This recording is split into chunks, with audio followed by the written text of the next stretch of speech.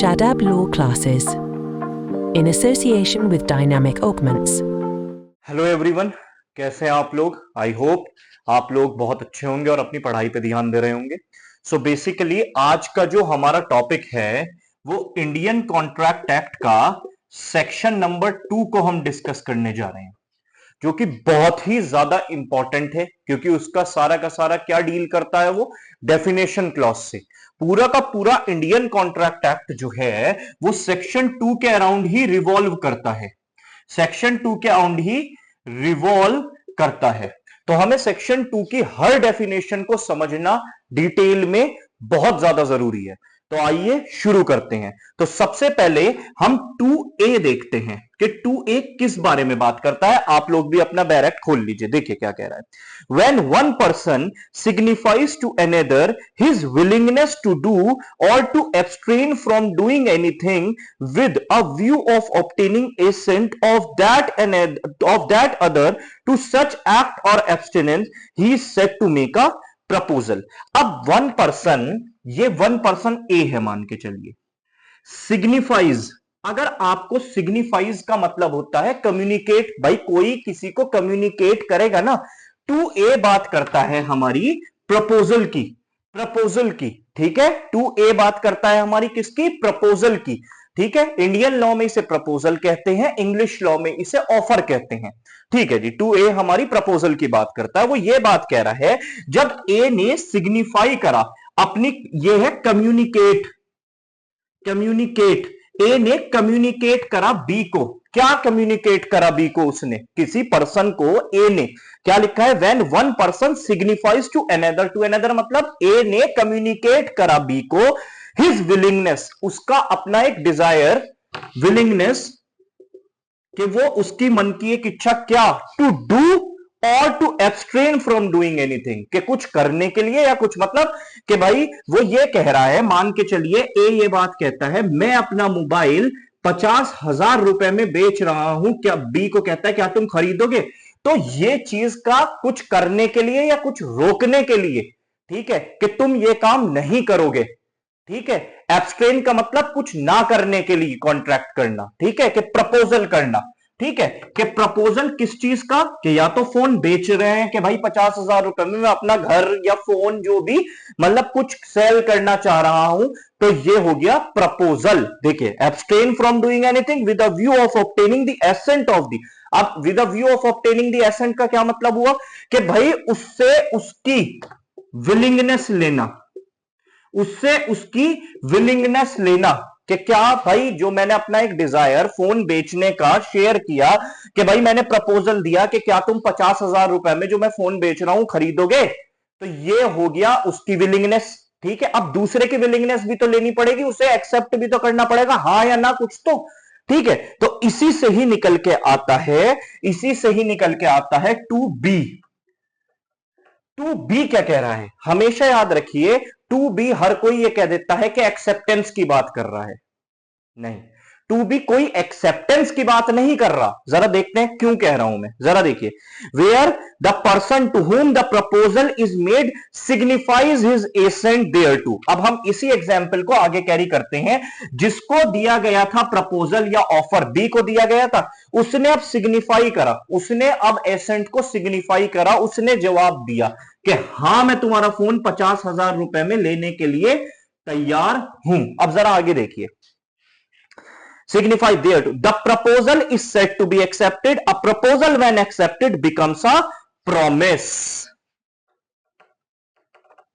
किसकी बात हो रही है? क्या? Proposal when accepted becomes a promise. तो हमेशा याद रखिए कि वो एक्सेप्टेंस, खाली के भाई एक्सेप्टेंस की बात नहीं हो रही, क्योंकि वो प्रपोजल व्हेन एक्सेप्टेड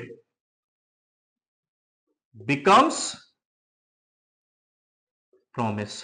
तो असल में जो बी में बात हो रही है कि अगर आपसे यह पूछा जाए कि एक्सेप्टेंस क्या, नहीं, वो प्रपोजल को ही एक्सेप्ट किया गया है, उस प्रपोजल को ही एक्सेप्ट किया गया है, किसको एक्सेप्ट किया गया है? प्रपोजल को ही एक्सेप्ट जब करा जाता है टू बी, एक तरीके से आप कह लीजिए कि हाँ वो एक्सेप्टेंस की बात हो रही है, मगर उस प्रपोजल को ही, वो जो एक पर्टिकुलर प्रपोजल दिया था उसने इस 50,000 रुपए का, उसी को ही उसने एक्सेप्ट किया, उसी को ही उसने एक्सेप्ट किया। और वो प्रपोजल को जब एक्सेप्ट किया तो वो बन गया, क्या बन गया? प्रॉमिस। वो बन गया प्रॉमिस। तो अभी तक हमने क्या देखा? Proposal plus acceptance equals to promise.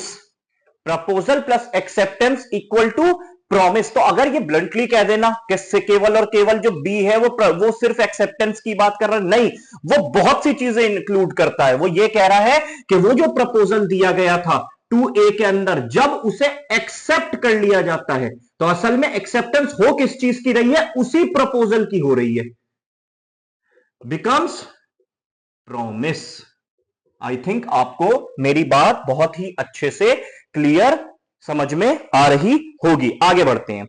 The make, अब सी देखते हैं, इसका सी देखते हैं, ठीक है जी। सी देखते हैं, सी क्या बात कर रहा है? सी बात कर रहा है the person making the proposal is called promisor and the person accepting the proposal is called promisee.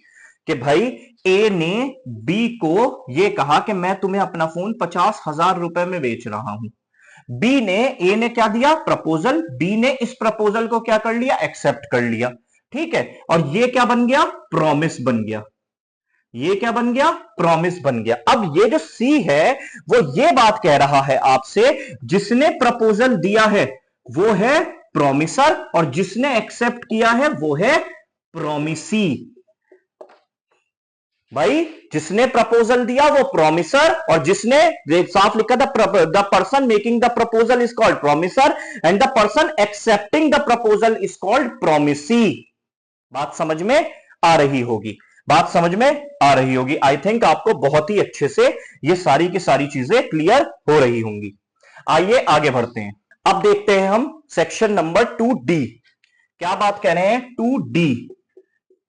2D क्या बात करता है? 2D बात करता है आपकी कंसीडरेशन की। किसकी बात कर रहा है?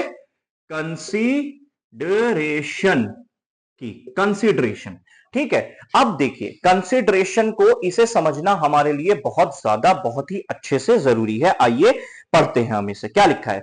When at the desire of the promisor the promisee or any other person has done or abstain from doing or does or abstain from doing or promises to do or to abstain from doing something which act or existence or promise is called consideration for the promise। अब देखिए, पहली चीज तो आपको यह समझना पड़ेगा कि ए ने बी से कहा मैं तुम्हें अपना फोन 50,000 रुपए में बेच रहा हूं, क्या तुम खरीदोगे? उसने एक्सेप्ट कर लिया, प्रपोजल था, यह बन गया आपस में प्रॉमिस।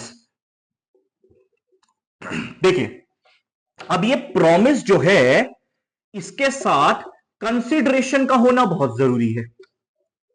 इसके साथ कंसीडरेशन का होना बहुत जरूरी। अब वो कंसीडरेशन क्या है? ये 50,000 रुपए और वो मोबाइल, किसी चीज का लेन देन जो होता है, किसी चीज का आपस में जो लेन देन हो रहा है, कि भाई अब जरूरी नहीं है, ये भी याद रखिएगा, ये जो वर्ड लिखा है यहां पे कि एब्सटेन फ्रॉम डूइंग समथिंग लिखा है, देखिए 2 कॉमास के बीच में समथिंग लिखा है। समथिंग का मतलब होता है कि ये बिल्कुल भी जरूरी नहीं है कि वो मॉनिटरी ही हो, कि 50,000 रुपए ही हो, कोई सर्विस हो, कोई सर्विस हो कि भाई मैं तुम्हें अपना ये वाला फोन दे रहा हूं, तुम मुझे अपना वाला फोन दे दो, ऐसा कुछ हो। किसी भी चीज का एक्सचेंज होना चाहिए, आपस में किसी चीज की कंसिडरेशन होनी ही होनी चाहिए, क्या आपस में किसी चीज का लेन देन हो, ठीक है। तो ये जरूरी नहीं कि पैसे ही हो, वहां समथिंग लिखा है, ऑलवेज नॉट मॉनिटरी, कि हमेशा मॉनिटरी ही नहीं होना चाहिए, कि पैसा ही नहीं होना चाहिए, कुछ भी हो सकता है उसके बदले में, यह बात याद रखिए। अब यहां पे एक इंपॉर्टेंट चीज और आ रही है निकल के, जब आप देखेंगे when at the desire of the promisor the promisee or any other person. Any other person का मतलब क्या है? एनी अदर पर्सन के मतलब जो प्रोमिसी था, इसमें ये जो बी है, इसके बिहाफ पे कोई थर्ड पर्सन भी पे कर सकता है। एनी अदर पर्सन, बात समझ में आ रही है कि वो भी पे कर सकता है और एनी अदर कोई थर्ड पार्टी भी पे कर सकती है। तो ये मतलब हो गया इस चीज का। अब आते हैं हम, देखिए कंसीडरेशन जो होता है वो बेसिकली 3 तरीके का होता है। कंसीडरेशन बेसिकली कितने तरीके का होता है यहां समझते हैं, 3 तरीके का। पास्ट कंसीडरेशन, प्रेजेंट कंसीडरेशन और future consideration. Past consideration, present consideration और फ्यूचर कंसीडरेशन, इसे समझते हैं। क्या लिखा है जरा देखिए, when at the desire of the promisee or any other person has done or abstain from doing, does or abstain from, has done, ये हो गया आपका past consideration.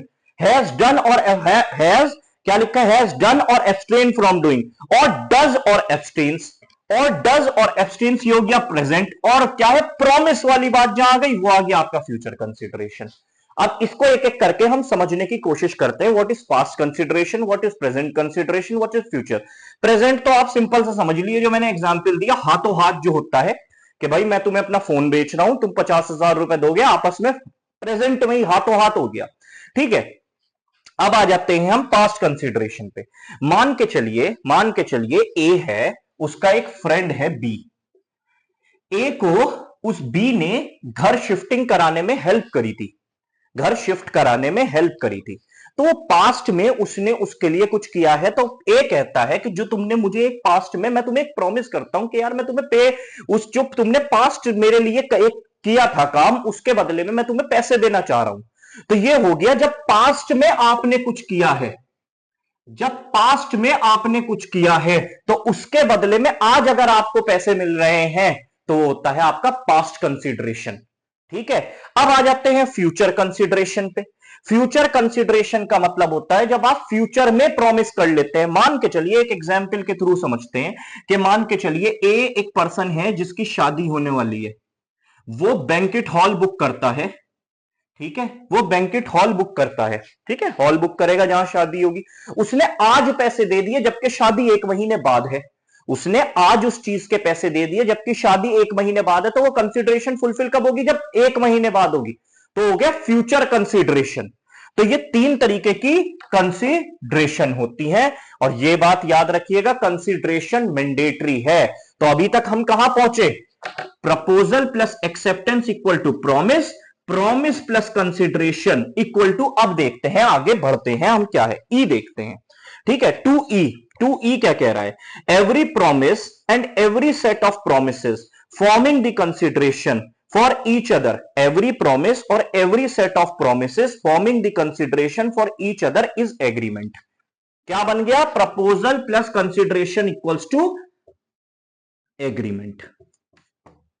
Proposal plus consideration equal to एक एग्रीमेंट तैयार हो गया, ठीक है, एग्रीमेंट हो गया। अब ये लॉफुल, अनलॉफुल एग्रीमेंट तो कई तरीके के होते हैं, मगर असल में हमें जो कॉन्ट्रैक्ट बनेगा, कॉन्ट्रैक्ट बनेगा वो लॉफुल एग्रीमेंट ही बनता है।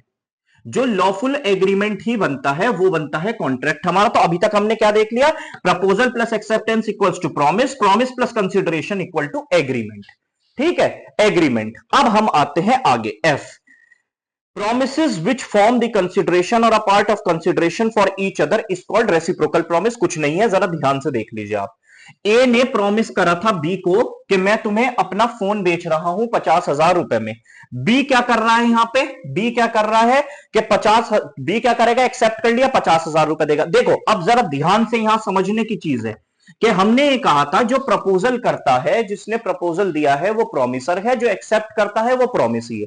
आप रेसिप्रोकल प्रॉमिस को समझो, रेसिप्रोकल प्रॉमिस फ्लो करता है 2 वेज, मतलब कैसे कि ए बी को क्या देगा, मोबाइल, और बी भी तो ए को क्या दे रहा है, 50,000 रुपए, ठीक है। तो इस सिचुएशन में प्रॉमिसर कौन है, ए है, और प्रॉमिसी कौन है, बी है, क्योंकि वो क्या दे रहा है उसको, मोबाइल, और वो एक्सेप्ट कर रहा है उसको।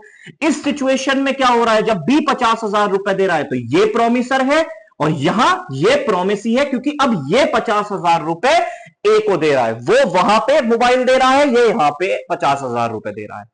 तो कंसीडरेशन दोनों तरफ से हो रही है। आप बात समझ रहे हैं, एक तरफ से उसने प्रपोजल दिया, जिसने प्रपोजल दिया उसने एक्सेप्ट किया, तो ठीक है। मोबाइल का क्या प्रपोजल दिया कि हाँ भाई मैं मोबाइल दे रहा हूं, 50,000 रुपए देने पड़ेंगे उसके बदले में, इसने एक्सेप्ट कर लिया।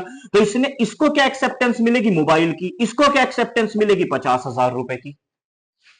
बात आई थिंक आप लोगों को समझ में आ रही, इसीलिए कहते हैं रेसिप्रोकल प्रॉमिस। दोनों तरफ से प्रॉमिस हो रहा है और दोनों तरफ से कुछ ना कुछ कंसिडरेशन है। वो मोबाइल दे रहा है, वो 50,000 रुपए दे रहा है, ठीक है। तो एक जगह ए प्रोमिसर है, एक जगह बी प्रोमिसर है। एक जगह बी एक्सेप्टेंस दे रहा है, ठीक है, एक जगह ए एक्सेप्टेंस दे रहा है। ए भी तो कह रहा है हाँ मैं 50,000 रुपए लेने को तैयार हूं। तो इस पॉइंट को आपको बहुत ही अच्छे से समझना पड़ेगा जी। Agreement not enforceable by law is to be void. देखिए, नॉट एनफोर्सेबल बाय लॉ, मैं आपको यह बात समझा रहा था। अब जब हम 2F पढ़ रहे हैं, वो 2G पढ़ रहे हैं, तो 2G के अंदर हमने एक चीज देखी। देखिए, एग्रीमेंट बहुत सारे तरीके के होते हैं, ठीक है। मैंने आपको बताया लॉफुल एग्रीमेंट भी होते हैं, अनलॉफुल एग्रीमेंट भी होते हैं, मगर यहां क्या बात हो रही है, not enforceable by law, not enforceable by law. अब मान के चलिए ए ने कहा बी को कि मैं तुम्हें 50,000 रुपए दूंगा, सॉरी मैं तुम्हें 50,000 रुपए दूंगा, उसके बदले में तुम मुझे ड्रग्स सप्लाई कर दो। तो ऐसा एग्रीमेंट, क्या ये एग्रीमेंट है? हां जी है। क्या कंसीडरेशन भी है? बिल्कुल है जी कंसीडरेशन। मगर दिक्कत क्या है, ये वॉइड एग्रीमेंट है, क्योंकि लॉ की नजर में ये अनलॉफुल है, इलीगल है। तो ऐसा एग्रीमेंट क्या हो जाएगा? Void agreement. वॉइड एग्रीमेंट क्या हो जाएगा? वॉइड एग्रीमेंट, ठीक है। कैसा एग्रीमेंट क्या होगा? वॉइड एग्रीमेंट होगा, ठीक है। एग्रीमेंट तो होगा, सब कुछ है उसमें, प्रॉमिस भी है, प्रपोजल भी है, एक्सेप्टेंस भी है, कंसीडरेशन भी है, सब कुछ है, मगर वो एग्रीमेंट क्या है? वो एग्रीमेंट तो है मगर वो इलीगल या फिर वॉइड एग्रीमेंट है, क्योंकि लॉ उसे सपोर्ट नहीं कर रहा। आगे पढ़ते हैं। अब आगे क्या कह रहे हैं एच में, the agreement enforceable by law is a valid contract. अब देखिए, अब यहां क्या था? Proposal plus acceptance equals to promise, promise plus consideration equal to agreement, agreement plus section 10, agreement plus section 10 equals to contract. अब खाली agreement से काम नहीं चलेगा। सेक्शन 10 क्या बात करता है कि आपका लॉफुल ऑब्जेक्ट होना चाहिए, लॉफुल कंसीडरेशन होना चाहिए, कि दोनों में आपस में जो डील हो रही है, जिस चीज का लेन देन हो रहा है, वो लॉफुल होना चाहिए, ठीक है। तो सारी चीजें लॉफुल होनी चाहिए उसके अंदर, ठीक है, वॉइड ना हो, लॉफुल हो कि एनफोर्सेबल बाय लॉ। तो हमेशा याद रखिएगा, जब सारी चीजें, सेक्शन 10 आपकी कंडीशंस की बात करता है एक तरीके से, कि व्हाट एग्रीमेंट्स आर लॉफुल, ठीक है। जो एग्रीमेंट्स लॉफुल है वही कॉन्ट्रैक्ट बनेंगे, ठीक है। जब हम एक बार, आप लोग सेक्शन 10 की हेडिंग पढ़ेंगे, व्हाट एग्रीमेंट्स आर कॉन्ट्रैक्ट, ठीक है, कि कौन से वो एग्रीमेंट्स हैं जो कॉन्ट्रैक्ट बनेंगे। हर एग्रीमेंट कॉन्ट्रैक्ट नहीं बनता, तो इसीलिए याद रखिए जो वॉइड एग्रीमेंट है वो कभी भी कॉन्ट्रैक्ट नहीं बन सकते, क्योंकि कॉन्ट्रैक्ट बनने के लिए, कॉन्ट्रैक्ट बनने के लिए आपका एग्रीमेंट क्या होना चाहिए? लॉफुल होना चाहिए। अगर आपका एग्रीमेंट लॉफुल है तो ही वो कॉन्ट्रैक्ट बनेगा। यही सेक्शन 10 की कुछ कंडीशंस है, वो हम अलग से पढ़ेंगे, ठीक है, अलग वीडियो में सेपरेटली देखेंगे। अभी तो वन बाय वन हम सेक्शन के हिसाब से चलते चले जाएंगे। आई थिंक आपको बात समझ में आ रही होगी। आइए आगे बढ़ते हैं। आई में, N agreement which is enforceable by law at the opinion of one party and और more parties thereof but not at the opinion of other is a voidable contract. voidable contract, ठीक है। जरा voidable contract को समझिए। आइए bold पे समझते हैं। देखिए कि भाई voidable contract क्या होता है, ठीक है। बेसिकली हम तीन तरीके के एग्रीमेंट और कॉन्ट्रैक्ट देख लिए कि पहले तो कभी भी याद रखिएगा, void कॉन्ट्रैक्ट नाम का कुछ नहीं होता, void हमेशा एग्रीमेंट रहता है। एक होता है वैलिड कॉन्ट्रैक्ट और एक होता है voidable, voidable contract. Voidable contract का क्या मतलब होता है मैं आपको बताता हूं, जरा ध्यान से सुनिएगा आप, ठीक है। मान के चलिए ए है, एक दुकान पे गया और उसने कहा कि मुझे एक, मान के चलिए एक स्पेसिफिक ब्रांड का एक पेन आता है, मान के चलिए एक स्पेसिफिक ब्रांड का पेन है, उसने कहा मुझे वो पेन चाहिए शॉपकीपर से। शॉपकीपर ने उसे वो पेन दे दिया। उसे पता लगता है जो शॉपकीपर ने उसे पेन दिया है वो उसके साथ उसने फ्रॉड किया है, क्योंकि ये पेन वो पेन है नहीं, जानबूझ के उसने उसे नकली पेन बेच दिया। अब ये क्या हो गया? ये वॉइडेबल कॉन्ट्रैक्ट हो गया। वॉइडेबल कॉन्ट्रैक्ट क्या हो गया? जो एग्रीव्ड पार्टी है अब चाहे चाहे उसके पास दो ऑप्शन है कि वो उसे वैलिड कॉन्ट्रैक्ट रहने दे या उसे वॉइड डिक्लेयर करा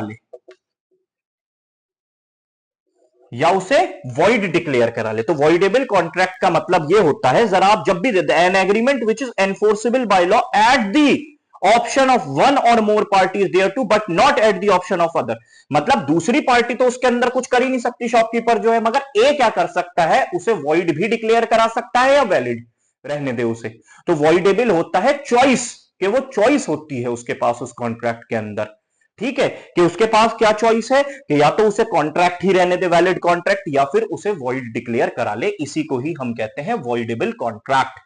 आई थिंक आप लोगों को मेरी बात बहुत अच्छे से समझ में आ रही होगी। अब आ जाते हैं 2J पे। 2J क्या कह रहा है, a contract which ceases, ceases का मतलब एंड, ठीक है, खत्म, to be enforceable by law becomes void when it ceases to be enforceable. जरा ध्यान से देखिए, with when it ceases to be enforceable, ठीक है, मतलब जो कॉन्ट्रैक्ट की शुरुआत हुई, सब कुछ हुआ, वो सही चल रहा था। देखिए, a contract which ceases to be enforceable by law becomes void when it ceases to be enforceable. जरा ध्यान से देखिए, मान के चलिए ए और बी ने, जैसे मैंने आपको मैरिज वाला एक, शादी वाला एक एग्जाम्पल दिया था, इसके अंदर भाई बिल्कुल ठीक था, कॉन्ट्रैक्ट था, लॉफुल कॉन्ट्रैक्ट है भाई, शादी का मैरिज हॉल सब बुक करते हैं, कोई चक्कर नहीं है।